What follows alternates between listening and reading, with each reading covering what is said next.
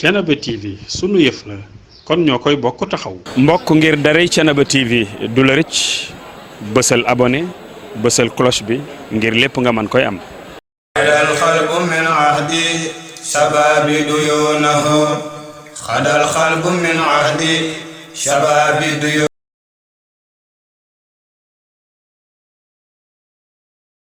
asalaamaaleykum wa rahmatullahi wa barakaatuhu di sant yàlla di julli ci yonent bi sallallahu alayhi wa sallam nuyu mbokku téléspectateur u Thiénaba TV jiital ci nuyoo bi la xalif général Baye Serigne Assane Seck ak kilifa yi nga xamee ni ñu ngi seetaan thiénabatv.com ñu taxaw fii ci stade municipal bu Thiénaba tey ci samedi 28 octobre 2023 ñu war a nag assister ci final zonal zone 10A bi nga xam ne moo war a dox ci diggante ASC Entente bu Thiénaba ak ASC Étoile bu Thiénaba fii ñu taxaw nii seen ngeen trophée yi ak récompense yi macha allah Thiénaba TV war leen a dund ak li ngeen xam ni moom mooy final boobu de A à Z commencement ba ca fin ba macha allah dinañ ko ànd ak yéen mu nekk mbégte mu nekk la fête de la jeunesse de Thiénaba xewee fii ci stade municipal bu Thiénaba parrain bi ñu parrainé ko ki nga xam ne mooy monsieur Souleymane Diagne macha allah directeur SAPCO ci kanam tuuti incha allah dinañ teeru délégation parrain bi kon du ñu def rek lu dul dund ak yéen li nga xam ni moom mooy la grande finale zonale de Thiénaba xew fii nga xamee ne macha allah mooy stade municipal bu Thiénaba.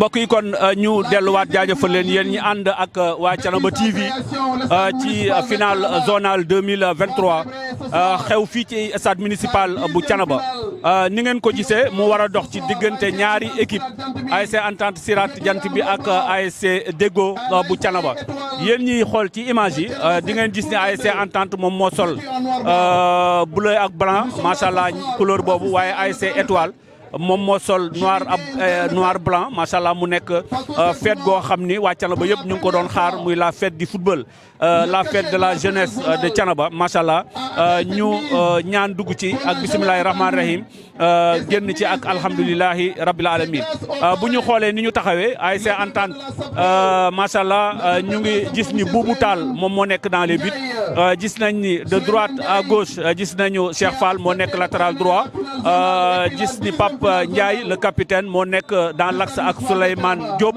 ak Ndiaga moom moo nekk waa coup d'envoi baa ngi noonu macha allah Moustapha Seck moom moo ko joxe bu ASC Étoile bu Thiénaba macha allah moom moo def centre bi dóor rek bal bi directement dans les buts kon ñu gis ni dans le milieu terrain y a Babacar Ndiaye y a Mohamed Gueye Ozil et Baye Talla Gueye son frère ñu gis ni macha allah gis nañu dans les ailes y a à l'attaque y a Cheikh Fall ak ki nga xamee ni moom mooy Dame Anne macha allah ñoom la ñu gis mu nekk attaque ballon dans les pieds de l'ASC Étoile Galas dans le milieu de terrain qui cherche qui donne à Modou Gueye Baye Modou Diaw qui donne à qui perd le ballon attention contre-attaque pour Ahmed Fall qui va essayer d'avancer Ahmed Fall contre Tafa finalement Ahmed qui revient Ahmed mooy dellu si waat machallah qui cherche son partenaire qui va essayer de centrer mais ballon dans les pieds de Moustapha Seck qui dégage en catastrophe ballon Modou Gueye qui perd le ballon Baye Talla dans le milieu de terrain Ahmed qui va décrocher à côté Ahmed Gueye qui a décroché mais il n'a pas cadré waaw il n'a pas cadré Mami final bi commencé na ci diggante ASC Entente ak ASC Étoile bu Thiénaba ñaari équipe bu Thiénaba Seck ñoom ñooy daje muy final boo xam ne xaaroon nañ ko Mami Diallo démarré na fii ci stade municipal bu Thiénaba. Hadji Ndiambé Gueye fay naa la comme ni nga ko waxee rek tey mooy final bi nga xam ne moom nañ doon xaar depuis une semaine bi yëpp képp koo gis rek muy taxaw di waxtaan final bi ngay waajal muy final bi nga xam ne ci diggante Entente la ak Étoile ñoom ñaar ñëpp la ñu jógee ca Thiénaba Seck dem naa fa seeti leen ci entraînement yi waaye dem naa fa tey ci regroupement bi waaye bi ñu demee dañuy seetlu ne pare nañu final bi waaye it vraiment respecté nañu final bi bu ñu gisee it ñi nekk seen ginnaaw muy supporters yi wax naa ko joueurs yi bu ñu nekkee ci terrain bi ñi leen di encouragé di leen wéttali mooy supporters yi te gis nañu ni macha allah supporters yi ñëw nañu sol nañu seen i maillot ñu ngi animé donc li ñu gisagum rek vraiment xel dal na te joueurs yi la ñu ngi wane lu ñu mën ici ci terrain bi. Mami am na benn faute coup franc bu am en faveur de l'ASC Étoile à l'entrée des 18 que Baïtala Gueye Niang, le numéro 8, qui s'affaire autour du ballon. Je vais me profiter de l'occasion pour vous donner la composition de l'équipe de l'ASC Étoile. Dans la défense, de droite à gauche, on a Pape Gore. Dans l'axe, on a Tafasek et Baymor. Et à gauche, on a Modou Gueye. Machallah, dans le milieu de terrain, on a Baïtala Gueye, Modou Gueye et Machallah, le 3. Attention, on va suivre le coup franc d'abord. On va suivre. Le mur est fait. C'est un coup franc très intéressant et dangereux. On a vu Baïtala Gueye, Modou Gueye, Baïtala, Galas. Attention, Modou Gueye, contré. La balle est contrée. Donc, le milieu de terrain est composé de Baïtala Gueye, Modou Gueye et Galas. Donc, ballon ascendé, le gardien qui sort et qui repousse le ballon. Dans les pieds de qui? De Daman. Daman, finalement, ballon dans les pieds de Ndiaga. Ndiaga Sek qui va essayer de chercher. Chercher qui? Le ballon qui sort en touche. Et à l'attaque, on a Ozil de Entente et on a Omar Gueye comme pointe et Bassir Sissé.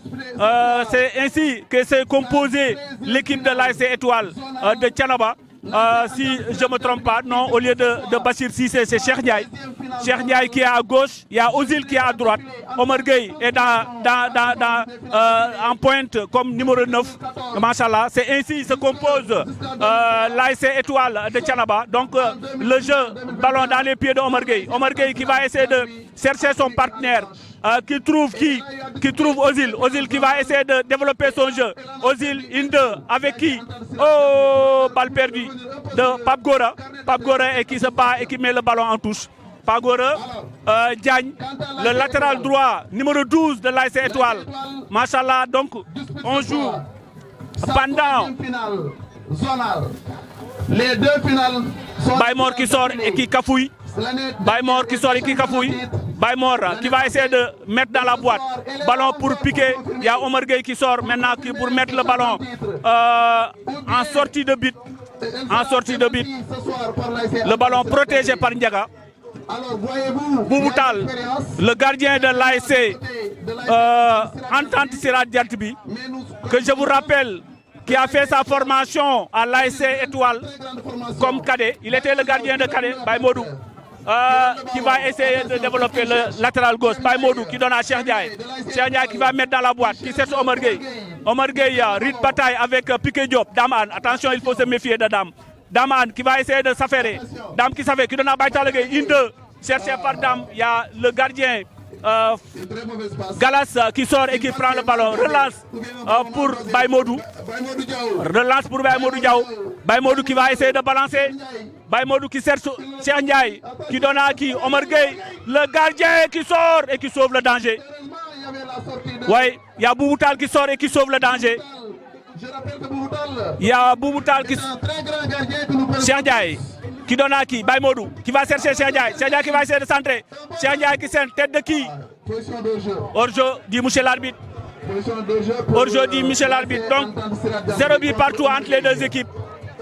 Il n'y a pas de round d'observation ici à le stade municipal de Thiénaba. Mami, yaakaar naa ni équipe bi xaarante wuñu bi ñu defee coup d'envoi rek ci la match bi commencé jóg mbëkkante bi commencé machallah mu nekk match boo xam ne match bu tàng la. match bu tàng la match bu neex la te dara xewagul ndax it bi ñu commencé yàggul waaye li ñu gis mooy ñaari équipe yëpp bëgg nañu jël li nga xam ne moo di ndam li kenn mayul dara sa morom ku ci nekk rek yaa ngi def li la war ci terrain bi. dangereux mais l'arbitre nous dit que y a hors-jeu. Cheikh Fall moo centré Cheikh Gueye moo génn waaye position d'hors-jeu la mami 6 minutes la ñu footballagul 0 but partout entre les deux équipes bal baa ngi daw ñu ngi koy seet ci côté bu nekk du yomb ndax ñaari équipe yu mag lañ te ñaari équipe yu xamante lañ ñaari équipe yu dëkk ñaari équipe yoo xam ne macha allah ñooy naanandoo ataaya ñaari équipe yoo xam ne macha allah nawetaan moo leen boole waaye ay famille yu bokk lañ ñoo bokk benn dëkk coupe bi ca Thiénaba la jëm incha allah. ndax kenn na ko ci war a gagné incha allah fii ci Mamy Diallo. comme ni nga ko waxee rek final la te final moom faw kenn jël li nga xam ne moo di raw gàddu gi te raw gàddu gi ku ko jël rek ndamul Thiénaba lay doon ndax ñoom ñaar ñëpp rek Thiénaba Seck foofu nañu waajee ña leen topp Thiénaba Seck nañu jógee kon loolu day war ni rek ak lu mënti xew rek Thiénaba moom mooy gagné te li ñu gis rek ci bi match bi commencé ba léegi mooy ñoom ñaar ku nekk benn équipe bu nekk rek bëgg ngaa jël li nga xam ne moo di ndam li ba tey bal bi taxawul benn yoon ku ci nekk rek yaa ngi koy paasante ngir mën a dugal ci camp yi rek ngir nga mën a jël li nga xam ne moo di ndam li tonton Ndiamé loolu nañu remarqué gum looloo am bu ñu dellusiwaatee tuuti delluwaat ci histoire palmarèsu ASC Entente ASC Entente ñu ngi ko créé en 2014 waaye 2014 boobu ñu ko formé macha allah ci la jël championnat zonal bi mu ñëwee ci la tamit jël coupe sous-préfet kon dafa doublé waaye interzonal bi dafa dem final daat koy ñàkk en 2015 moom ASC Entente bi mu ñëwee dafa jël championnat zonal en même temps jëlaat interzonal waaye coupe maire mu ñàkk ko kon ça veut dire que finalu na waaye daf koo ñàkk 2016 ASC Entente dafa jël coupe zonal waaye dafa ñàkk interzonal macha allah bi nga xamee ni moom la doon joué 2017 mu ñëw dem final zonal waaye da koo ñàkk waaye daal di gagné interzonal gagné bi li nga xam ne moom mooy coupe maire 2018 mu def année blanche macha allah coup franc de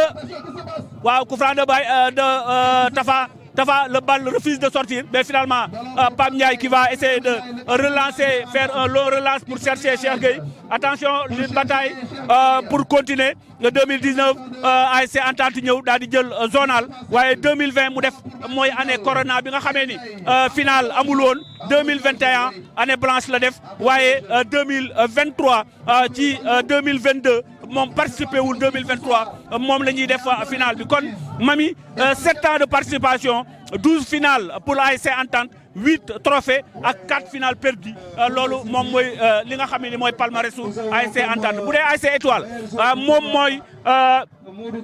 moo mujj a juddu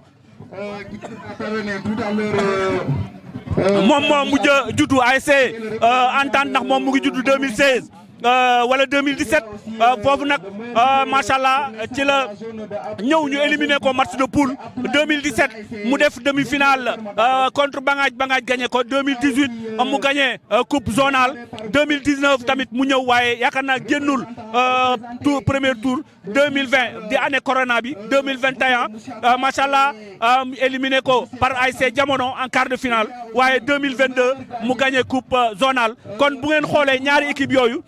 muy ASC Entente ak ASC Étoile tey dafa nekk seen 3e daje depuis bi ñu formé ba léegi ndax en 2016 daje woon nañ match ba amoon ay coow ñu ñëwaat tëggaat ko bi ñu ko tëggaatee ASC Entente ñëw ci terrain bi waaye ASC Étoile ñëwul ñu jël victoire bi jox ko ki nga xam ne mooy ASC Entente 2018 ñu dajewaat championnat ASC Étoile gagné ko par 2-0 macha allah ñu dajewaat coupe maire Entente gagné ko par série de penalty bii nag nga xam ne tey moom la ñuy daje muy final coupe zonale 2023 donc bokk na ci seen ñeenteelu daje ci ñoom bi ñu formé muy ASC Entente ak ASC Étoile moo loo tax match bi metti bu ñu seetloo tamit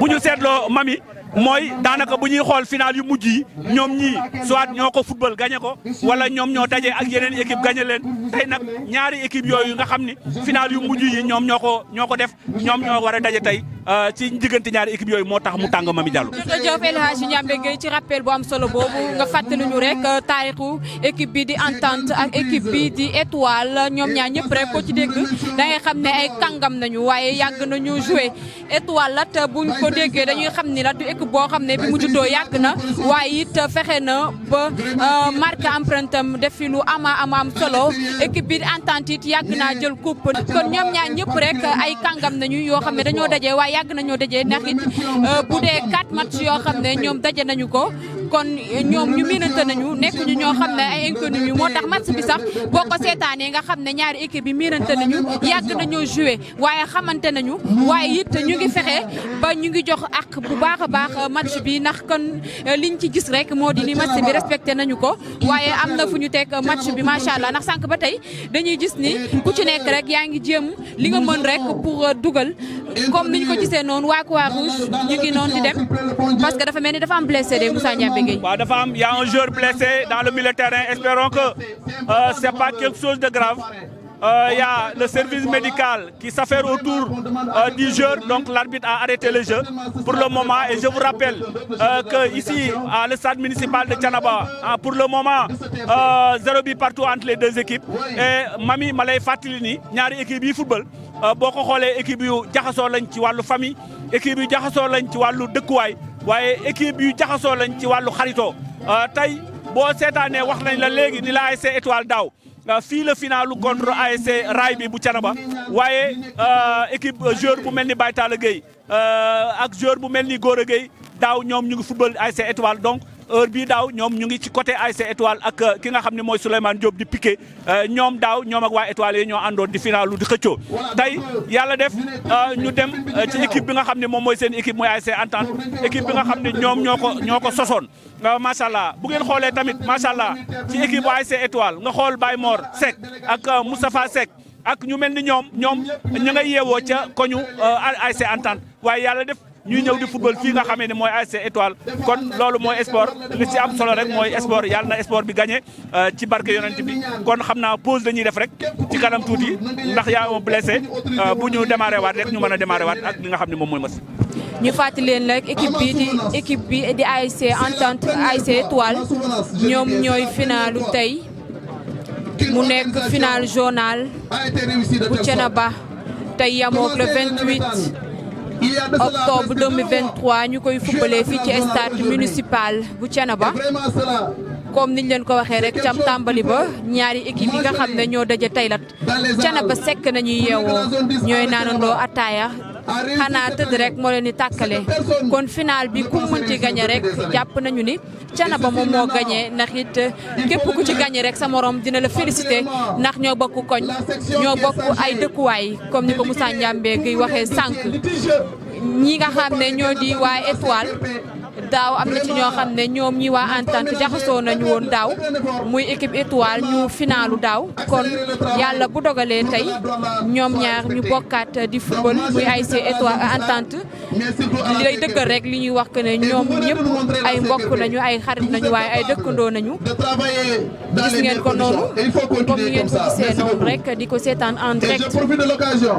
match bi tàmbale na waaye dañuy seetlu ne rek ñaari ASC yëpp ku ci nekk rek final bi bëgg nga mu ñëw ci sa wàll muy ASC Entente ak ASC Étoile gis ngeen noonu macha allah ñu ngi joué bu baax a baax macha allah gis ngeen ko noonu.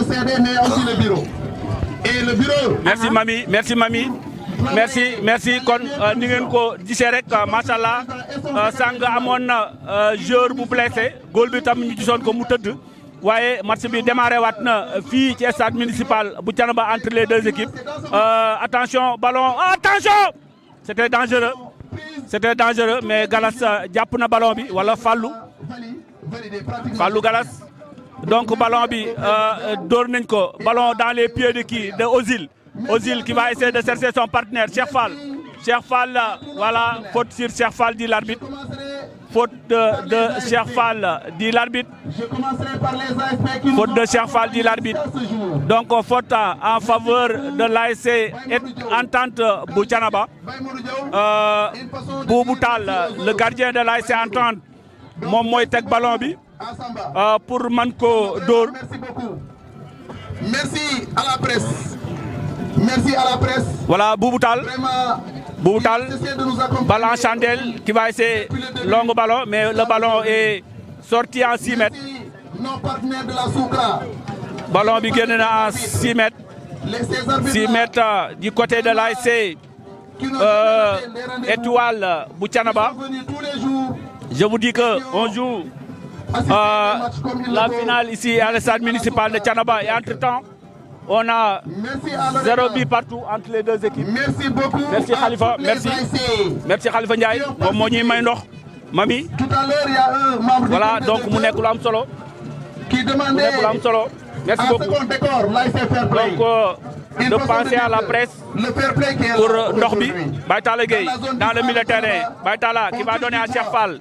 Ahmed Dimoes. Ahmed. Oh, Ahmed qui a tergiversé. Ahmed qui a tergiversé pour perdre le ballon. Mais finalement, le ballon est sorti en touche. Touche effectuée par... attention, Mohamed Gueye. Ballon perdu. L'intention est mauvaise. Ballon dans les pieds de qui? De la défense de Pape Ndiaye, capitaine. Faute sur Pape Ndiaye. Faute sur Pape Ndiaye. Faute sur Pape Ndiaye. Faute de Modou Gueye. Sur Pape Ndiaye, le capitaine de l'ASC Entente. Donc, Entente qui obtient un coup franc qui se trouve dans le milieu de terrain. Donc, Babacar Ndiaye va essayer de trouver son partenaire. Babacar qui cherche Mohamed Gueye, Ozil. Mohamed qui laisse passer le ballon. Mais ballon dégagé par Ride de bataille dans le milieu de terrain. Baïtala Gueye. Faute dit monsieur l'arbitre en faveur de l'ASC Étoile. Moustapha Sek qui va essayer de chercher Ozil. Ozil, attention, Ozil qui cherche son partenaire. Oh, Ndiaye qui est venu en retard, mais le ballon, oh, mauvaise passe. Mais attention, contre-attaque. Mohamed Gueye qui perd le ballon dans le milieu de terrain. Modou Gueye qui va essayer de chercher. Attention. Voilà. Ahmed Gueye. Ahmed qui va essayer d'amortir. Qui va chercher qui? Ahmed dans ses œuvres. Ahmed dans ses œuvres, qui cherche son partenaire, qui cherche son frère Baïtala, perdu. Voilà, donc Mouguinon. Attention. Qui vient d'être nommé, d'après le jury, le meilleur joueur du championnat, Modou Gueye. Khadim Faye, le meilleur gardien du championnat, qui sont là ce soir. On les revoit ce soir. C'est parce qu'ils méritent ce qu'ils ont eu comme titre. Voilà, donc vous avez entendu la nouvelle. Vous avez entendu la nouvelle. Modou Gueye, le milieu de terrain de l'ASC Étoile, qui est le meilleur joueur de la zone 10 de cette année. Khadim Faye, le gardien de l'ASC Étoile, qui est le meilleur gardien de l'ASC de la zone 10. Machallah, quelque chose, c'est des trophées individuels que les joueurs de l'ASC Étoile, des joueurs qui ont gagné les joueurs de l'ASC Étoile. Donc, c'est quelque chose d'encourageant. Et je vous rappelle que ces joueurs, Modou Gueye et Galas, sont venus cette année pour accompagner l'ASC Étoile. Donc, c'est une très bonne récompense. Attention, ballon en chandelle, tête de la défense, Baymor, qui sauve le danger. Baïtala, qui va essayer de sauver Ozil qui va essayer de chercher. Attention, mauvaise passe. Dans les bras de Bouboutal. Boubou relance pour Ndiaga. Ndiaga qui va essayer de chercher son partenaire, qui revient sur Ozil. Ozil qui donne à qui? À Piqué Dimoes, qui donne à Daman, mais l'arbitre a signalé une faute. L'arbitre a signalé une faute en faveur de l'ASC Entente. Donc, je vous dis que le match est très fermé entre les deux équipes. Jusqu'à présent, il n'y a pas de tir cadré. D'un côté à l'autre, il n'y a pas de tir cadré. C'est un très bon coup franc. Mohamed qui va essayer de centrer tête de la défense, Baymor. Dans les pieds de Daman. Daman sur le côté gauche, qui va chercher son partenaire, qui perd le ballon. Attention, ballon qui revient. Cheikh Fall revient dans les pieds de Ndiaga. Pour qui? Pour Daman. Attention. Tafasek qui dégage en chandelle. Omar Gueye qui va essayer de trouver son partenaire, mais rue de bataille dans l'axe. Dans les deux axes, les gens se battent. Ozil, il y a Piqué Diop. Heureusement, il y a la présence de Moustapha Sek. Moussa Seck qui renvoie le ballon. Ballon toujours pour l'ASC. Mami yaakaar naa match bi tàng na fi mu nekk nii. ci entre ñaari équipe yi. bal bi mu ngi ci tànku ASC Entente ñoom ñooy jéem a avancer pour mën a dugal seen premier bi. dëgg la bi ñu démarré waatee ba tey rek li ñu gis moo di ni bal bi taxawu benn yoon sànq ba tey rek mu ngi défilé waaye ku ci nekk rek yaa ngi tenté pour dugal sa morom kon final bi fi mu toll nii liñ ci remarqué rek mooy final bi neex na lool ndax supporters yi ku ci nekk rek yaa ngi encouragé ki nga xam ne moom nga faral mu di ASC Entente ak ASC Étoile comme ni ngeen gisee noonu rek am nañu beneen blessé lii wan ni rek match bi tàng na lool final bi tàng na ndax amaat nañu beneen blessé ni ngeen gisee noonu waa Croix-Rouge ñu ngi dem à son secours pour xool lan moo ko dal foofu nañu toll nii comme ni ngeen ko gisee noonu rek ñu fàttaliwaat leen rek tey finaliste journal année 2023 moo di Entente ak Étoile ñoom ñaar ñëpp bàyyeekoo foofu ca Thiénaba Seck donc liñ ciy gis rek moo di final bi képp ku ci gagné rek dañuy jàpp ni sa partenaire moo gagné muy Entente di Étoile ku ci gagné rek ndam li rek Thiénaba lay dellu siwaat kon ñu leen di ñaan rek ñoom ñaar ñëpp rek ñaar équipe yëpp rek ñu dundal fair play te xam ni lu mën ci am rek ñoom ñoo gagné sa morom moo gagné final baa ngi noonu tey la samedi yamook 28 octobre 2023 ñu ngi fii ci stade municipal bu Thiénaba fii nañuy amalee li nga xam ne moo di final journal année 2023 final baa ngi noonu li ñu gis rek moo di nit ñi wuy si nañu bu baax a baax li nga xam ne moo di woote bi ndax stade bi fees na dell ASC Étoile ànd na ak mbooloo bu bari waaye ASC Entente aussi ñu ànd délégation ak mbooloo mu am solo kon liñ ci gis rek moo di ni final bi nit ñi wuy si nañu ko bu baax a baax ñu ngi noonu rek arbitre bi mu ngi waaj a siffler ngir ñu tàmbaliwaat match bi. Baye Modou Diaw, qu'est-ce qu'il va faire? Attention, sous la menace de Cheikh Gueye. Baye Modou qui donne à Omar Gueye qui perd le ballon. Attention Babacar, Baye Talla Gueye, Ozil qui trépiche avec le ballon. Attention, Baye Modou Diaw qui reprend le ballon. Baye Modou Diaw, joli passe. Attention Cheikh Gueye, Baye Gueye. Ah oui, qui réussit à dégager le ballon, qui réussit à sortir le ballon. Il y a un autre joueur de l'ASC Étoile.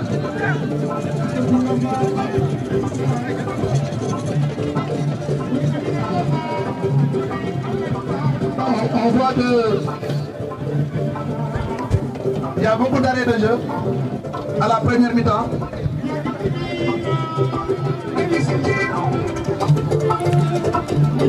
mbokk yi kon ni leen ko waxee rek 27 minutes de jeu déjà.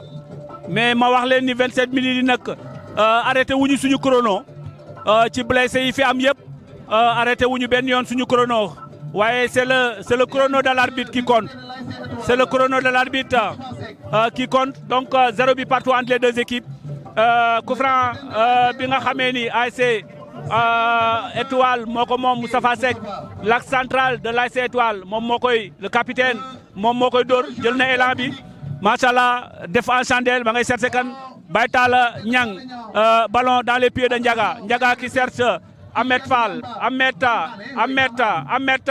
Fall qui va chercher aux mauvaises amorties de Daman finalement Baye Mor Seck mooy chercher Cheikh Ndiaga qui met en chandelle dans les pieds de Daman excentré qui va essayer de chercher qui cherche Ahmed Fall dans ses œuvres qui va essayer de déborder. Finalement, l'arbitre dit qu'il n'y a rien, sinon touche en faveur de l'ASC Entente. Entente, il n'y a pas de faute, il n'y a rien. Donc Baye Mor qui va essayer d'écarter le danger. Baye Mor Seck qui cherche Ozil ou bien Cheikh Ndiaye. Attention, balle en touche en faveur de l'ASC Entente de Thiénaba. 0 but partout entre les deux équipes.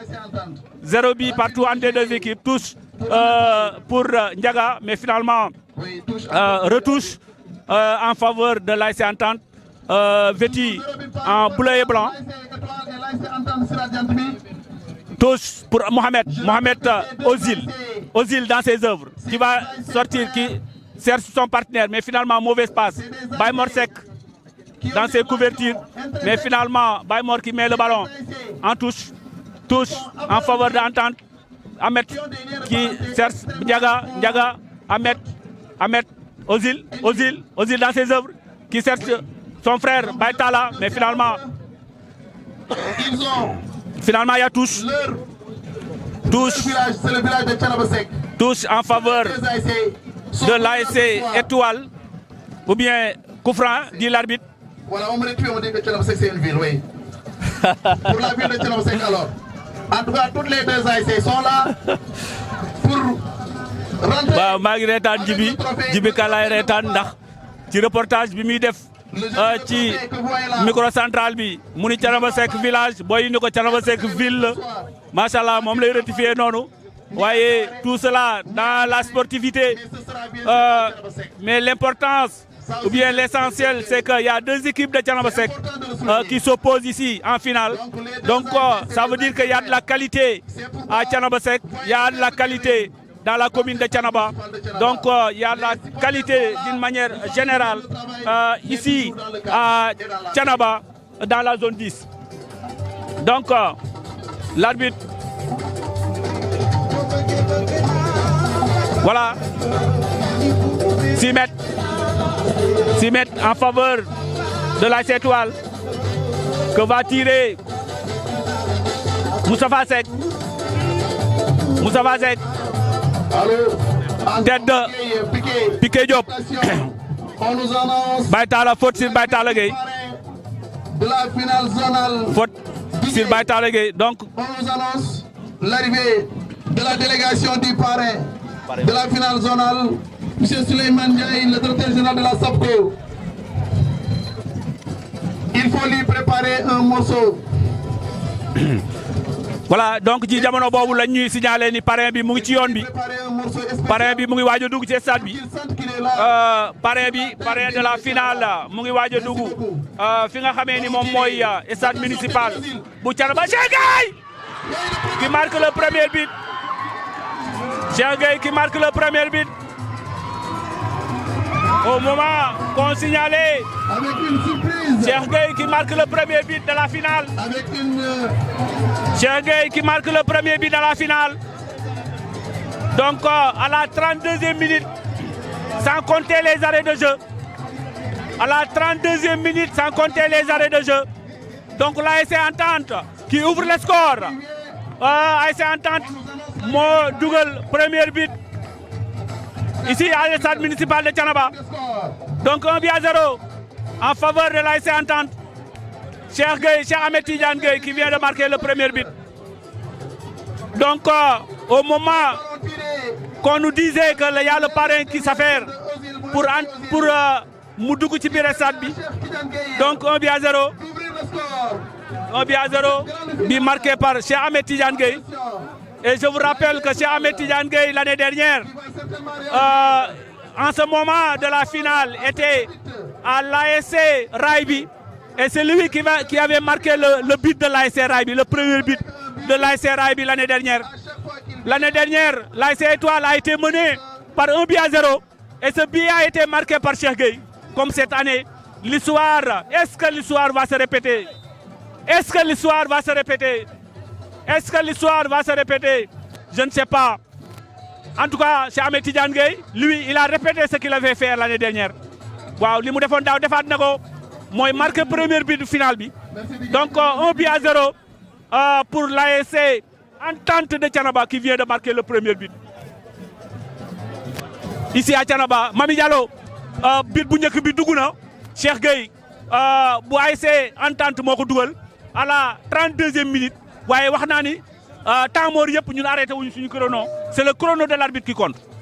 c'est vrai comme ni nga ko waxee rek depuis bi mu commencé rek ñu ngi wëy rek di leen wax li nga xam ne moo am fii ci stade municipal bu Thiénaba comme ni nga ko waxee rek Cheikh Gueye moom moo dugal bi njëkk tey mu nekk foofu ca ASC Entente. Il y a le parrain qui vient ci jamono bi noonu ngeen koy séenee parrain bi mooy dugg si xamee nañ ci monsieur le maire Talla Diagne. macha allah ànd na ak ki nga xam ne mooy directeur SAPCO bi nga xamee ni moom la ñu tuddee final bi muy monsieur Souleymane Diagne directeur SAPCO ànd ak ay mbokkam ànd ak ay xaritam macha allah mooy buubu Voilà, L'arbitre estime manque de concentration de Boubou Tall mais qui écope un carton jaune. Boubou moo génn mais bal bi yaakaar naa ni ci biti surface bi de réparation bi la nekk Boubou nag par manque de concentration ci la laale ballon bi ci loxoom arbitre daal di signaler benn faute kon faute bi mu ngi nekk à l'entrée des 18 mètres tout juste vers le côté corner qui part de la droite vers la gauche. Donc mu nekk occasion boo xam ni si elle est bien soignée et bien travaillée par les joueurs de l'ASC Étoile, je connais leur capacité ces gosses, je connais leur capacité surtout dans les balles aériennes xam naa seeni talent surtout ci bal yi nga xam ni balu kaw la macha allah coup franc bu dangereux la yaakaar naa ni bu fekkee ni travail nañ ko occasion la bu am importance boo xam ni macha allah dañ wax sax ni occasion de but la boo xam ne ASC Étoile fi mu nekk nii am nañ ko donc mur bi defar nañ ko waaw dama xaw a sori xaw ma ban joueur yaakaar naa Cheikh Ndiaye la Cheikh Ndiaye moo nekk ci bal bi Cheikh Ndiaye arrière na attention dafa sec oh.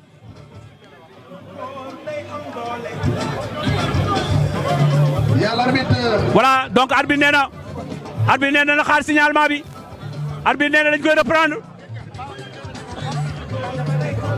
c'était bien tiré c'était très bien tiré arbitre nee na nañu reprendre coup franc bi c'était très bien tiré waxoon naa leen ko Cheikh Ndiaye il a un bon pied mais am nañ ay joueurs de tête Talla Gueye Tafa Seck Baye Mor attention tête le ballon qui sort voilà mal dosé donc 6 mètres c'était une erreur de Boubou Tall mami moo def benn erreur bu mag léegi ba yàlla def waa Étoile yi doon bëgg dugal waa Entente waaye finalement bal bi biñ ko dóoree dañ ko njëkk a dóor arbitre ni nañ ko reprendre ko ñu mbëkk ko mu jaar à côté. comme ni nga ko waxee rek final bi jeex na ku ci nekk rek yaa ngi jéem loo mën rek ngir mën a dugal waaye ñu fàttaliwaat leen rek ni bii bi njëkk tey ci final journal bi rek Cheikh Gueye moom moo ko dugal te mu ngi fale foofu ci ASC Entente waaye match bi rek mu ngi wëy di neex waaye ñu ngi wëy ñoom it ku ci nekk rek di jéem loo mën rek ngir mën a dugal comme ni ngeen ko gisee rek noonu ku ci nekk rek yaa ngi def loo mën rek ngir dugal li nga xam ne moo di but ngir mën a jël li nga xam ne moo di trophée bi mu di final bi gis ngeen ko noonu. 37 minutes de jeu déjà sans compter les arrêts de jeu 37 minutes Moustapha Seck qui met dans la boîte tête faute contre l'ASC Entente. Faute contre l'ASC Entente. Ça commence.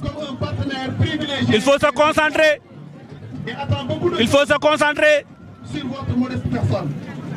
concentrer. Tout à l'heure, peut-être vous aurez dans l'allocution voilà le mot du président de la zone qui ne va pas tarder peut-être à vous remercier. am na joueur bu blessé joueur ASC Entente la moom moo blessé moo tëdd ci terrain bi donc waa médical et staff médical bi ñu ngi dem pour le moment di s'affairer autour de ce joueur donc il y a le parrain qui est là avec sa délégation Talla Gueye dans ses œuvres voilà donc mu ngi noonu le parrain monsieur Souleymane Diagne directeur SAPCO nga xam ni Goudomp la dëkk en Casamance ñuy remercier Pape Kébé Ndiaye di secrétaire général SAPCO di remercier également Babacar Ndiaye mi nga xamee ni tey macha allah c'est l'intermédiaire entre le parrain et la zone 10 et monsieur Pape Ndiaye Lamine Ndiaye son frère.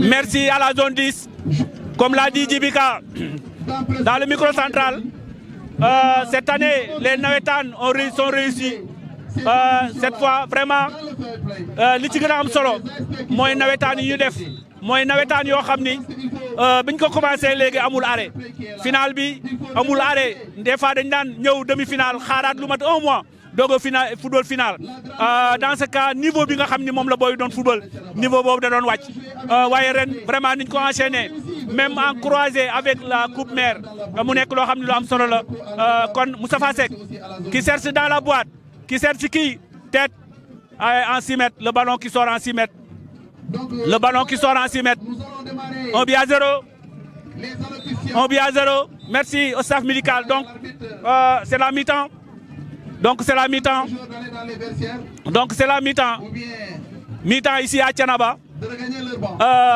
ci final bi nga xam ne mooy dox diggante ASC Entente ak ASC Étoile je vous dis que ASC Entente moom moo dugal à la 32e minute bi marqué par Cheikh Ahmed Tidiane Gueye macha allah mu nekk but boo xam ni but bu déclenché la finale du championnat zonal de la zone 10 donc 1 but à 0 donc mais c'est pas fini ma wax leen ni leen parrain bi moom dugg si na mooy ki nga xam ni moom mooy monsieur Souleymane Diagne di directeur SAPCO dugg si na ànd na ak toute sa délégation waaye ànd na ak monsieur le maire Talla Diagne ak le conseil municipal bi nga xam ne mooy conseil municipal bu Thiénaba mu nekk loo xam ne lu am solo la xam naa li ñuy def mooy les joueurs l'arbitre va confisquer les joueurs pour ñu jalonner pour parrain bi mën a ñëw au moins nuyu leen. Voilà. bi nga xamante ni moo gagné finalement 40 000 la amoon 28 bi am 30 000 souvenir yooyu dama ko archivé biir ko kon suñu defee évaluation en 2008 ba 2023 am na lu fi jaar ba bëri mais tey Souleymane dafa ñëw wax dëgg yàlla décoré suñu bés jàppale c'est la première fois dans l'histoire aussi ñu joxe un cahier de charge un parrain. Voilà coup d'envoi bi joxe nañ ko muy deuxième mi-temps bi fii ci stade municipal bu Thiénaba. macha allah kon benn coup franc bi ASC Étoile moo ko am Moustapha moo ko dóor attention Boubou Tall qui prend le ballon dans les bras de Boubou Tall Boubou Tall jàpp na ballon bi Moustapha Seck moo ko dóor ci digg terrain bi ñu joxe coup d'envoi deuxième mi-temps bi kon Boubou Tall moom mooy dégager ballon bi relance pour Ndiaga Seck qui va essayer de Ndiaga qui perd le ballon dans les pieds de Modou Gueye dans le milieu de terrain mais finalement il y a Baye Talla Gueye qui prend un carton jaune faute bu mu def ci Modou Gueye voilà Baye Talla Baye Mor Seck moo teg ballon bi noonu voilà Baye Mor Seck moo jël élan noonu Baye Mor le numéro 5 l'axe central mu sànni ballon bi tête de Piqué Diop ballon bi dellu siwaat attention goal bi muy Boubou Tall génn na jàpp ballon bi deuxième mi-temps bi ma fàttali leen ni première mi-temps bi ñu footballé fanweeri minute ak ñaar ci la ASC Entente Cheikh Gueye mi nga xam ne mooy football attaquant moom moo dugal but bi nga xamee ni moom mooy but bu njëkk bi waaye match bi Ozil attention Ozil bu étoile moom mooy tergiversé mu ñëw ci digg terrain bi pour Modou Gueye qui va essayer de chercher cherche Ozil mu renversé ci côté gauche bi machallah attention dégagé par le latéral droit Cheikh Fall moom moo dégagé ballon bi noonu en touche en faveur de l'ASC Étoile mu sànni ko pour kii ballon dellusiwaat na mais arbitre nee na am na faute wala bal bi génn na loolu la arbitre wax donc yaakaar naa ni faute la waaw muy coup franc donc coup franc bi gis nañ ni ki nga xam ne mooy capitaine u ASC Entente muy Pape Ndiaye moo koy teg noonu pour dóor ko Pape Ndiaye moo jox kan Cheikh Fall mu jox ko kan mu jox ko son frère Ahmed Fall mais Ahmed Fall perte na ballon bi mu ngi dem ci tànku Modou machallah ñaan attention ballon pour qui ballon pour Galas pour Baye Talla Gueye Niang ballon qui revient pour Galas pour Baye Talla Gueye Niang Modou Gueye dans le milieu de terrain qui va chercher qui cherche Baye Talla mais finalement il y a Pape Ndiaye qui écarte le danger. Pape Ndiaye, le capitaine et l'axe central de l'ASC Entente moom moo dégagé ballon bi noonu en catastrophe machallah mu nekk loo xam ni kon match bi mu ngi déroulé deuxième mi-temps bi fii ci stade municipal bu Thiénaba finale zonale de la zone 10A fii la xewee ci Thiénaba Talla Gueye Talla Gueye ballon bi revenir na touche arbitre nee na touche la touche bi waa étoile ñoom ñoo ko moom donc sànni nañ ko kii sànni nañ ko Modou Gueye Modou Gueye mu ngi dans ses œuvres Modou Gueye dans ses œuvres qui se bat finalement qui perd le ballon non mais le ballon n'est pas perdu ballon qui revient dans les pieds de qui dans les attention rude bataille dans le milieu de terrain mais il y a Ozil Cheikh Gueye sinon Ozil dans ses œuvres qui perd le ballon Ozil qui perd le ballon voilà faute de Ozil Ahmed Gueye donc ballon Galas mooy seetkat moom mooy voilà mu ngi noonu ballon perdu ballon pour qui Cheikh Fall faute attention blessé voilà ñaari joueurs yu mbëkkante espérons que plus de peur que de mal. Voilà donc. Merci beaucoup le président de la zone 10A de Thiénaba. Voilà ces mots. Je pense que sont bien entendus par les autorités et par le parrain. Donc le TFC qui est là. Mais Thiénaba aussi a besoin de tribunes. Nous remercions au passage le maire de la commune qui a eu à réaliser ces grilles de protection par le canal de la mairie de Thiénaba. Merci à l'ensemble du conseil municipal de Thiénaba. Merci beaucoup, monsieur le maire Talla Diagne. Merci encore une fois, le parrain. Merci président Diaw. Léegi dama bëgg jox kàddu gi ki nga xamante ne mooy le président de l'ODCAV de Thiès ndax am na ay yeneen zone yu jógee fii. 5 minutes à jouer déjà 45 minutes donc parce que la première mi-temps on a joué 40 minutes donc pour la deuxième mi-temps donc on est à la 5e minute de la deuxième mi-temps donc ça fait 45 minutes déjà de jeu et là c'est Entente mène par 1-0. Ahmed Fall qui revient sur Talla Gueye qui perd le ballon rue de bataille dans le milieu de terrain attention arbitre nous dit qu'il y a faute de Babacar Ndiaye le numéro 6. Merci beaucoup. Attention non c'était une touche ballon que va écarter Pape Ndiaye capitaine de l'ASC Entente qui écarte le danger qui écarte le danger. 1-0 touche en faveur de l'ASC Étoile. Touche en faveur de l'ASC Étoile de Thiénaba. Voilà, touche en faveur de l'ASC Étoile. Je crois que man mbégte la pour ñëw fii fekkee final zonal bu Thiénaba mu nekk final boo xam ne final bu taaw la. Voilà. Parce que boo xoolee terrain bi toutes les conditions sont réunies pour que mu nekk une bonne finale. am ngeen ay yaa ngi joué dans le fair play. et ñu ngi commencé woon continuer noonu. président de wax na ko léegi. zone 10 à 14 ASC la tey ñaari ASC ñooy final muy ASC Entente. Voilà donc mu ngi noonu léegi ñu seenoon nañu supporteru ASC Étoile yi di signaler benn faute de main ci surface de réparation de l'ASC Entente mais l'arbitre et le maître du terrain l'arbitre n'a rien dit. Voilà donc 1-0 touche mu ngi am fële ASC Entente moo am touche bi Ahmed Gueye moom lañ jox ballon bi noonu Ahmed Fall qui perd le ballon dans les pieds de qui de Ozil dans ses œuvres Ozil de Étoile qui perd le ballon touche en faveur de l'ASC Étoile attention rue de bataille Papa Ndiaye qui perd le ballon mais il y a Piqué Diop qui dégage le ballon pour Ozil qui va essayer de déborder by Talla Gueye mais ballon qui revient en touche en faveur de l'ASC Entente de Thiénaba. Terrain bañ fi njëkk a ñëw amul woon dara c'était un terrain vierge mu clôturé ko dañu bu déwénee boo leen ñëwee di ngeen fekk clôture ñu ñëw de protection c'est important la grille parce que ça règle beaucoup de problèmes de sécurité.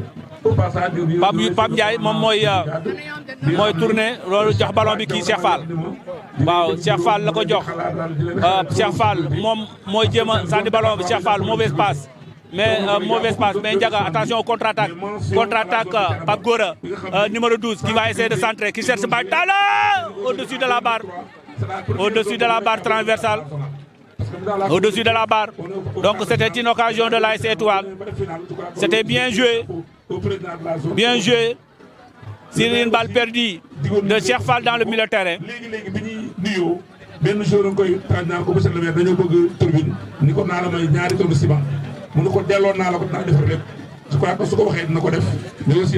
Voilà, donc Piqué Diop qui va chercher qui cherche Daman pour Baytala Gueye. Attention Ndiaga, Mohamed Gueye. Mohamed, faute de Mohamed. Cheikh Gueye, sinon, faute de Cheikh Gueye. C'est son frère. Donc ballon pour qui? Modou Gueye, bien joué Modou. Modou Gueye, mauvaise passe. Ouais. Voilà, merci beaucoup. C'est un très bon joueur, Modou Gueye. Le président. Avec son jeu de corps, il a dribblé Baytala Gueye Messi. Voilà. Dégagé par Bouboutal, Mohamed. Ballon dégagé par Baymor en chandelle. Dans la défense, Babacar Ndiaye qui écarte le danger. Babacar.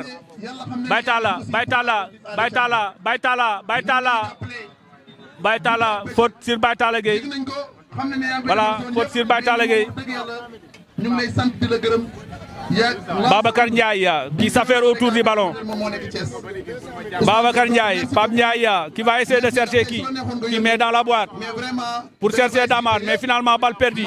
Ballon pour Modou Gueye. Modou Gueye qui va essayer de trouver son partenaire. Modou Gueye qui va essayer de trouver son partenaire, qui fait la passe pour Omar Gueye. Ouais. Penalty sur une action posée par Omar Gueye. AS Étoile qui obtient un penalty. AS Étoile qui obtient le penalty. AS Étoile qui obtient le penalty.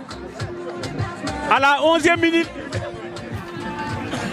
Sur une faute de Omar Gueye, son attaquant de pointe. Sur une faute de Omar Gueye. Je vous le disais tantôt. Je le disais tantôt. Il faut se méfier. L'année dernière, AS Étoile a rencontré l'AS Rail. Et Cheikh Ahmed Tidiane Gueye a marqué le premier but en premier mi-temps. Je me suis posé la question, est-ce que l'histoire ne va pas se répéter? Est-ce que l'histoire ne va pas se répéter? Je l'ai dit l'année dernière, ça s'est passé comme ça. Donc, penalty de l'ASC.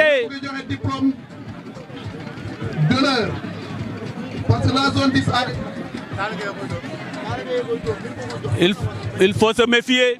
La zone 10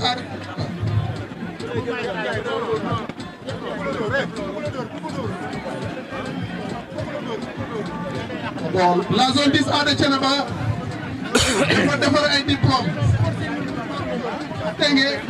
Donc c'est Talla Gueye qui voulait tirer le penalty. Mais Souley Diagne et l'encadrement technique de l'ASC Étoile ont pris le ballon pour le remettre à Modou Gueye. Ils ont pris le ballon pour le remettre à Modou Gueye.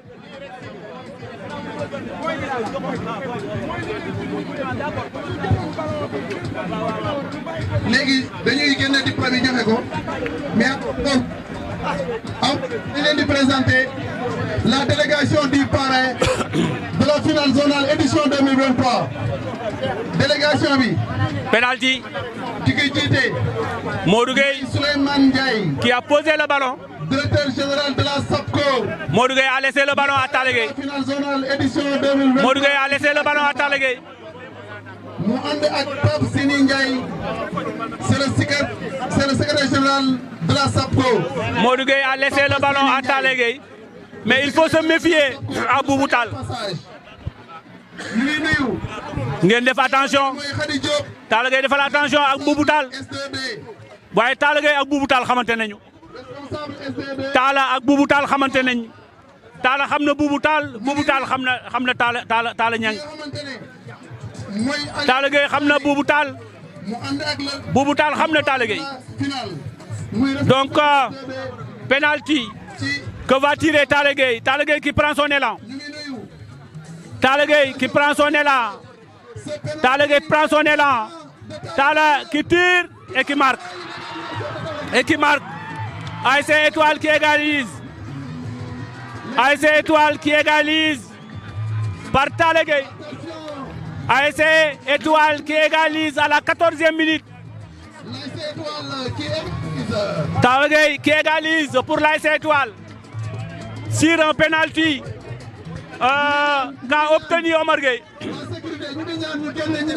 Talla Gueye est un bon tireur. Machallah. Il a marqué l'égalisation. Donc, ASC Entente 1, ASC Étoile 1. C'est la finale qui est âprement discutée. Une finale âprement discutée. C'est une belle finale. Le public est venu nombreux. Voilà.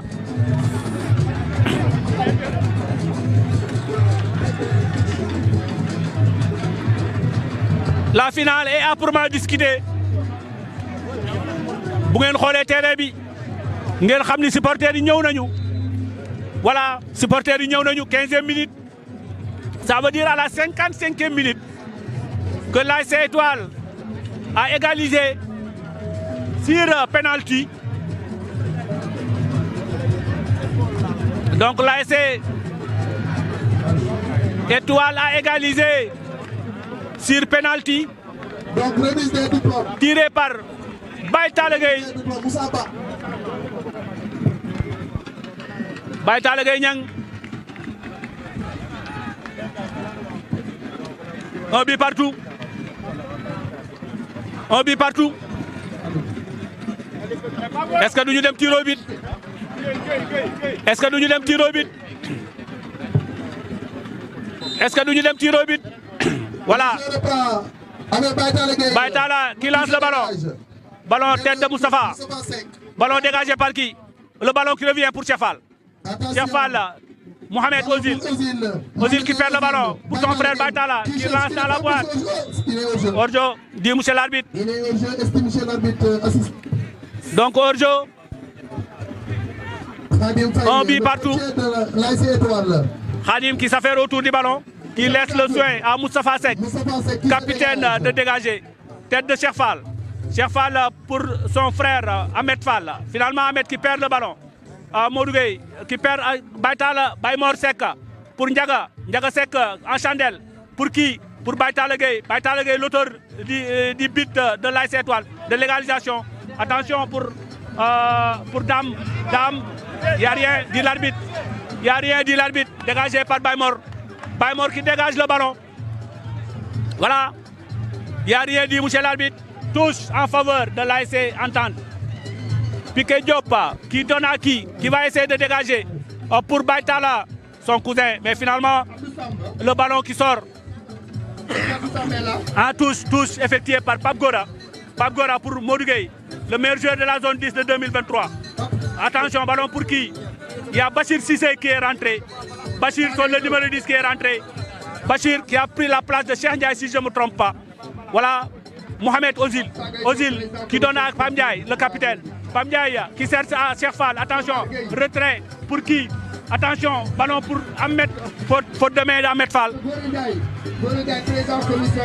Faute de main d'Ahmed Fall. On vit partout. Ozil de l'ASC Étoile. Ozil de l'ASC Étoile.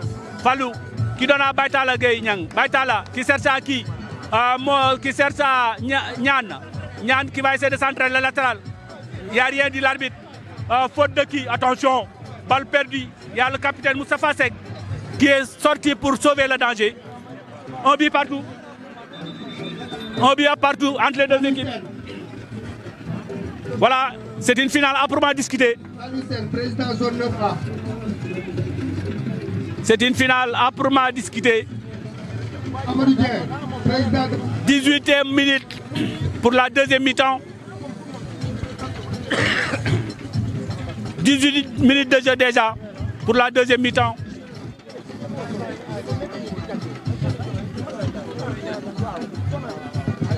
Il y a Abdou Ndiaye. Il y a Abdou Ndiaye qui a pris la place de qui? Ballon pour Modou Gueye. La décoration de Thiénaba TV. Monsieur Diaw.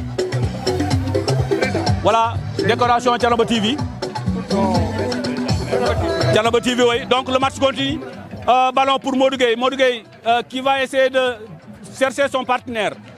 Modou Gueye finalement rit de bataille dans le milieu de terrain, mais ballon dans les pieds du capitaine de l'ASC Entente. Mais finalement, attention, il faut se méfier à Bachir. Balle dégagée par Ozil. Balle dégagée par Ozil. C'est un Thiénaba TV, voilà, donc c'est un diplôme offert par la zone à Alpha Sarr, directeur de Thiénaba TV.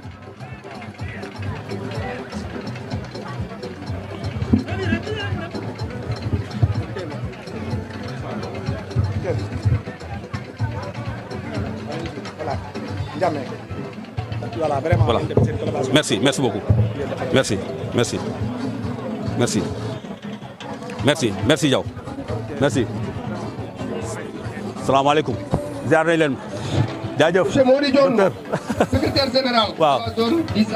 Jaajëf. Attention!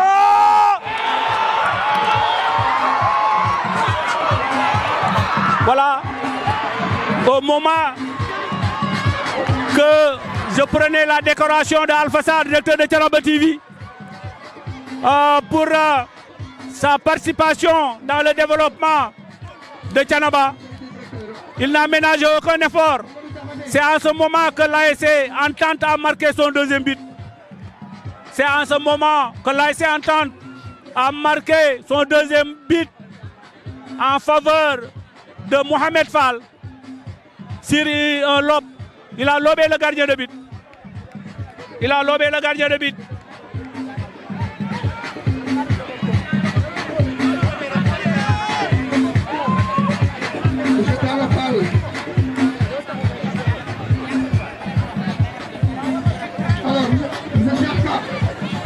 Voilà, donc mu ngi noonu ASC Entente moo dugal deuxième bitam. ASC Entente moo dugal deuxième bitam, Cheikh Fall moo ko dugal. Dafa loobee ci côté droite bi, ci la loobee goal bi, mais centré waat nañu. C'est pas fini. Bachir Cissé. Bachir, il faut lâcher le ballon. Bachir, Baytala Gueye. Oh, Baytala.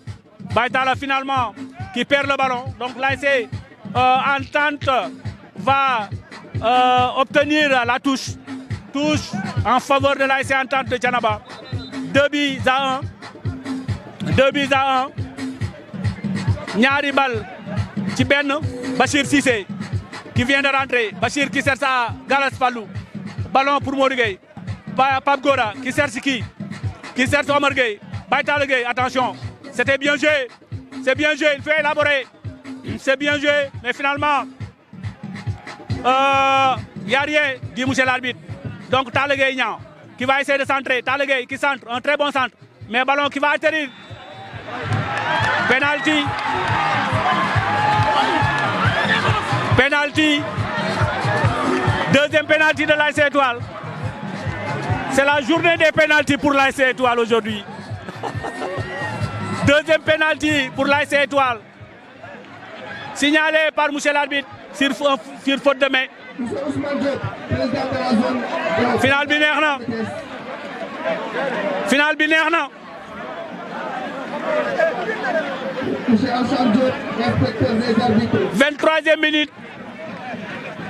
23e minute. 23e minute. ASC Étoile am na deuxième penalty. Monsieur Ismaïla Diallo, député à l'Assemblée nationale du Sénégal.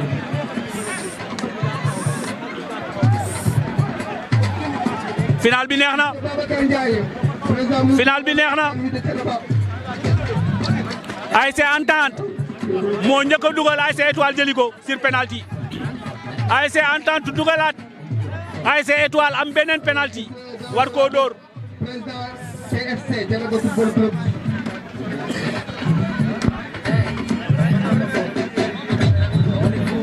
voilà penalty commandant Pape Diop commandant Pape Diop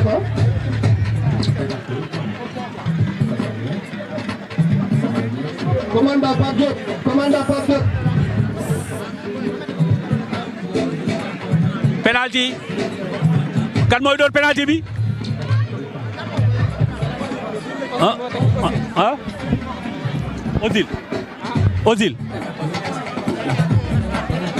Ozil moo teg penalty bi monsieur Babacar Wade sous-préfet de l'arrondissement de Thiénaba monsieur Babacar Wade am na benn joueur bu blessé monsieur Ibrahima Faye am na joueur bu blessé monsieur Ibrahima monsieur Talla Diagne maire de la commune de Thiénaba bu leen yàq final bi neex na ba pare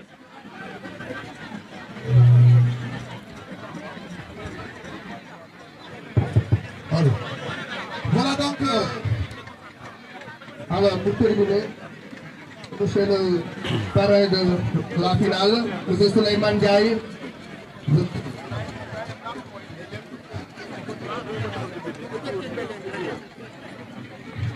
donc monsieur Souleymane Ndiaye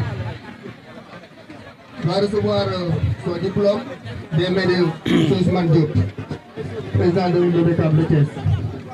am na benn joueur bu blessé mais stade bi fees na macha allah lii bu amoon tribune dina rafet bu amoon tribune dina jekk stade bi fees na ñi nekk si ginnaaw ñoo ëpp sax ñi ngay seen ñi nekk si ginnaaw sax ñoo ëpp ñi ngay di seen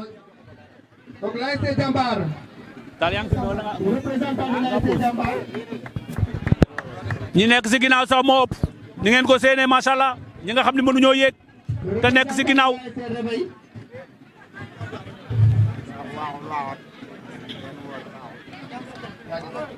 il faut se concentrer il faut se concentrer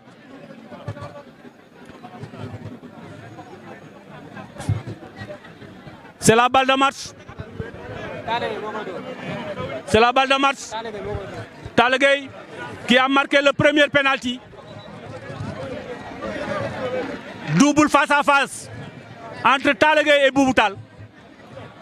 Double face à face entre Talla Gueye et Boubou Tall. Donc double face à face entre Talla Gueye et Boubou Tall. Boubou Tall Talla Gueye teg na bal bi.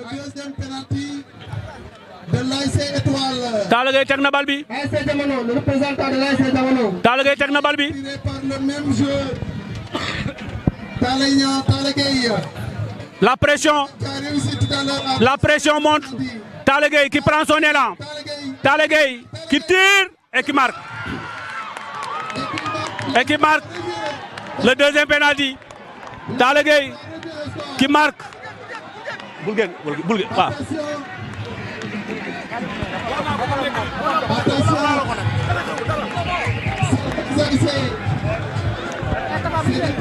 Boulgen. Talla Gueye qui a marqué le deuxième but.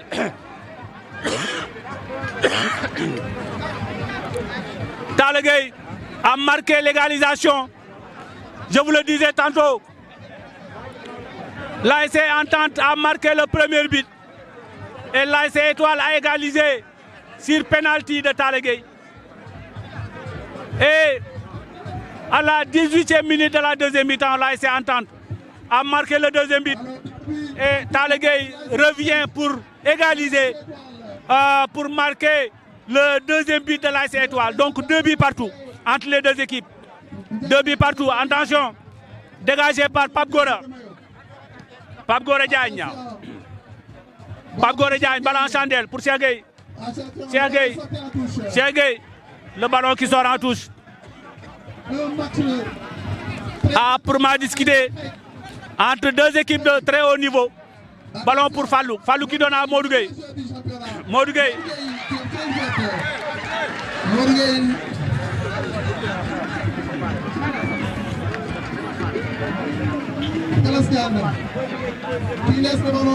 Baymor qui prend son élan, qui va essayer de mettre dans la boîte, qui sert son partenaire, Baymor Sek. Le numéro 5, Baymor, qui met dans la boîte. Bien dans la boîte. Attention! Dans les bras de Bouboutal. C'était bien joué. Baytala Gueye. Il a fait un très bon match aujourd'hui. Ozil, faute sur Ozil. Faute sur Ozil. Il faut se concentrer. C'est pas fini. Le meilleur gardien, son représentant. Il faut se concentrer. C'est pas fini. Son représentant, Khadim Faye.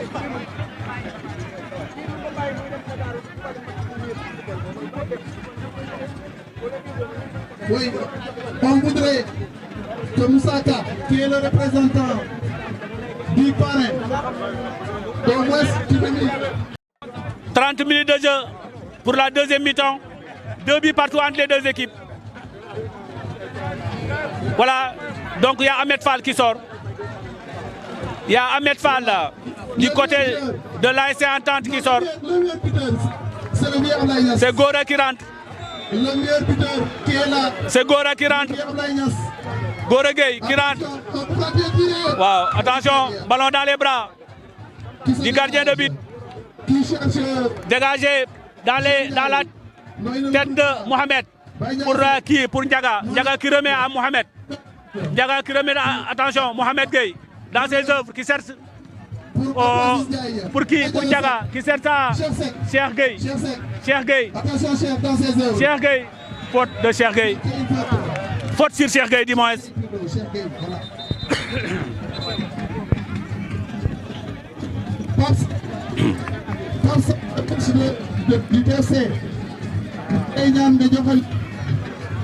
Donc faute, coup franc en faveur de l'ASC Entente. Mohamed Gueye dit Ozil qui prend le ballon de la gauche vers la droite. De la gauche vers la droite. Attention, match bangi langre. Mohamed qui met en premier poteau, tête de qui? Attention! Voilà, cafouillage, cafouillage, cafouillage, cafouillage!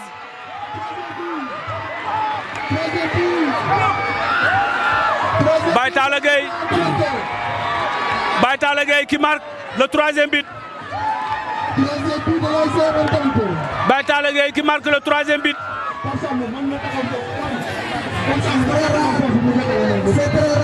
Baytala Gueye. Baytala Gueye. On peut dire qu'il n'a jamais marqué Baytala Gueye. Il n'a jamais marqué Baytala. Sinon il marque rarement, mais aujourd'hui il a marqué.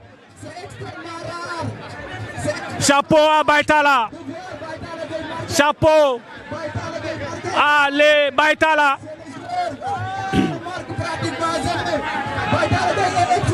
Chapeau à tous les Baytala. Baytala Gueye qui a marqué les 2 buts de l'AS Étoile. Cheikh Gueye qui marque le premier but de l'AS Entente. Et Baytala Gueye qui marque le troisième but de l'AS Entente. Djedjou, chapeau au Baytala. C'est Baytala Gueye qui a marqué les 2 buts de l'Étoile. Cheikh Gueye qui marque et Baytala son frère qui marque. Donc c'est ça. 3 buts à 1. 3 buts à 1 déjà. Là c'est Entente qui mène par 3 buts à 1. C'est un match très âprement discuté. 33 minutes de jeu déjà. Peut-être après, on sera informé. Pour Fonseca. Baytala Gueye qui marque le deuxième but. Baytala Gueye qui marque le troisième. Mais Baytala a été exclu. De l'AS Entente. Baytala jox nañ ko carton rouge. Dafa amoon carton rouge ci biir match bi yaakaar naa ni dafa amaat beneen carton rouge. Beneen carton jaune du moins. Dafa amoon carton jaune ci biir match bi. yaakaar naa ne bi mu dugalee but bi est-ce que bu summeekul wala dawul génn am na daal lu mu def ba arbitre joxaat ko carton jaune muy ñaari carton jaune muy cumul de carton ci la ko arbitre ni bokkatoo ci foofu mi moom Baye Talla donc pour le moment l'ASC Entente attention Modou Gueye qui tire à côté l'ASC Entente moo mené par 3 buts à 1 déjà dafay jouer à 10 ndax Baye Talla Gueye moom dox nañ ko carton rouge yaakaar naa cumul de carton la donc Baye Talla bokkatul ci fomi donc l'ASC Entente joue à 10 et l'ASC Étoile joue à 11 donc il y a déjà 34 minutes de jeu pour la deuxième mi-temps 34 minutes de jeu pour la deuxième mi-temps. Nous sommes à quelques minutes de la fin de la rencontre. Talla boo sa loxo. Nous sommes à quelques minutes de la fin de la rencontre. L'ASC Étoile qui réagit. L'ASC Étoile pour Modou Gueye. Modou Gueye il est très touche. Le meilleur joueur de la compétition. Arbitre nous informe qu'il y a 4 minutes de temps additionnel. Le temps de puiser. 4 minutes pour l'ASC Étoile. 4 minutes pour l'ASC Étoile. 4 minutes pour l'ASC Étoile. Attention.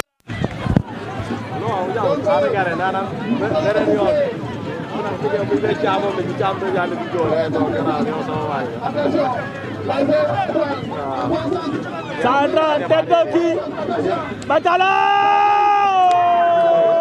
à côté. Baye Talla a failli marquer le 3e but. En tout cas,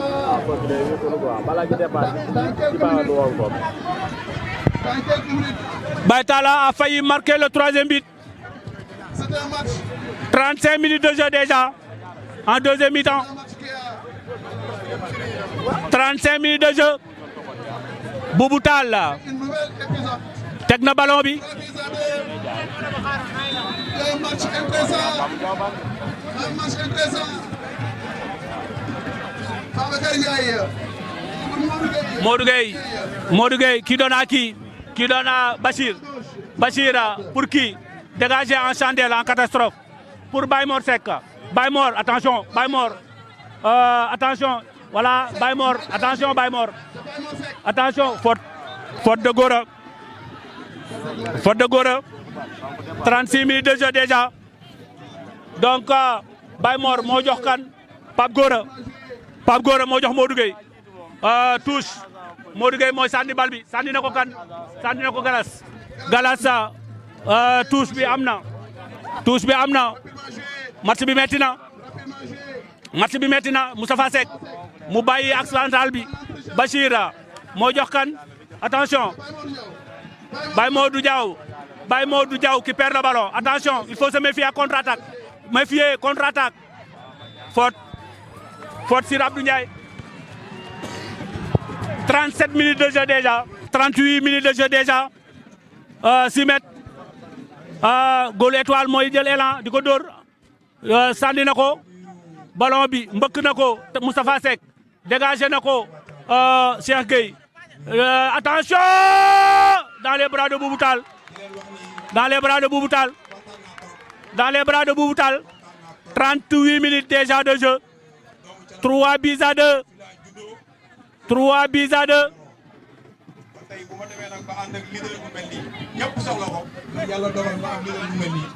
à 2 en faveur de l'ASC Entente donc mu ngi noonu final bi neex na final bi xumb na macha allah ñaari équipe yëpp ku nekk génne nga sa football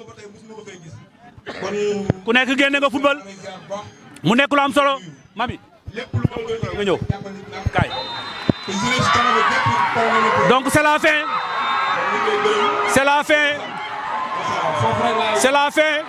c'est l'ASC Entente qui vient de gagner la coupe zonale, le championnat zonal de 2023 ici à le stade municipal de Thiénaba. Gis ngeen supporters yi mu nekk loo xam ni Mami Diallo laa leen di bàyyeel bu ko defee yenn interview yi dina jéem a approché équipe bi gagné wala équipe bi ñu gagné comme mën a am rek comme interview macha allah ñu am ko bu ñu demee ba ci joxe trophée bi tamit mu jige ñi nga xam ne ñoo joxe trophée bi Mami Diallo. jërëjëf Moussa Niambé Dieye ñu jëluwaat rek jaajëfal la bu baax a baax ndax it macha allah géré nga ko ba mu mot macha allah li nga xam ne rek ruusee na ci match bi yëpp muy final zonal 2023 ma fàttali leen rek ñu ngi ko doon joué fii ci stade municipal bu Thiénaba macha allah la ñi ci doon joué di ASC Entente ak ASC Étoile ñoom ñaar ñëpp la di ay doomi Thiénaba waaye dañuy dem rek jege leen ñu xool ambiance bi nga xam ne.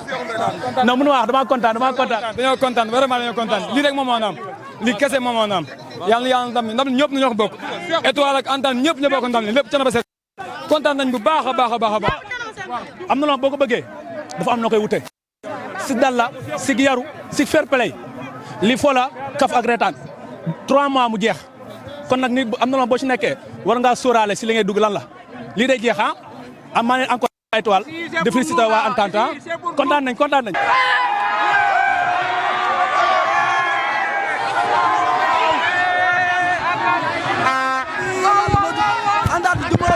Entente leen gëm Entente rek a fi nekk pour Entente ñu gëmuñ la boy dañ ko xare ñun duñu tayu nit Entente fi ne ñun duñu tayu borom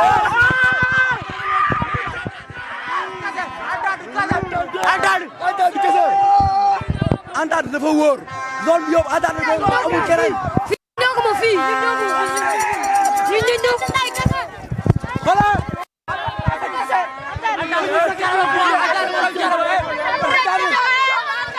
man buñ sacrifié woon suñ dee àjjana lañ jëm